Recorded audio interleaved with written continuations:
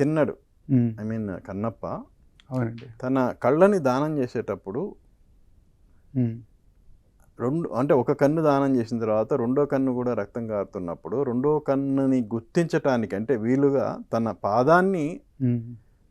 ఆ గుర్తుకు అనువుగా పాదాన్ని ఉంచి రెండో కన్ను దానం చేస్తారు కదా, ఆ సీన్ పట్ల ఏమైనా అబ్జెక్షన్ చెప్పారా? ఎలా? ఆ సీను పట్ల అభ్యంతరం కాదండి. అంటే వాళ్ళు ఈ సీను ఆ సీను ప్రత్యేకంగా ఐడెంటిఫై చేయలేదు సార్. కాకపోతే ఏంటంటే నార్త్ సైడు ఒకవేళ ఎలా రిసీవ్ చేసుకుంటారని, అంటే ఇది పాన్ ఇండియా మూవీ కనుక నార్త్ సైడ్ ఎలా రిసీవ్ చేసుకుంటారని ఏదో ఒపీనియన్ వచ్చినట్టుంది వాళ్ళకి.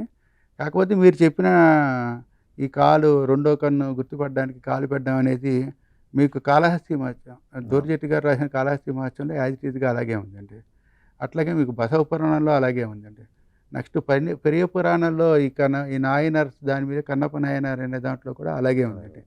ఈ మూడితో పాటు మీ అంటే ఈ మధ్య రీసెంట్గా నాకు మన శంకరాచార్య రాసిన శివానంద లహరిలో 63వ శ్లోకం ఉందండి.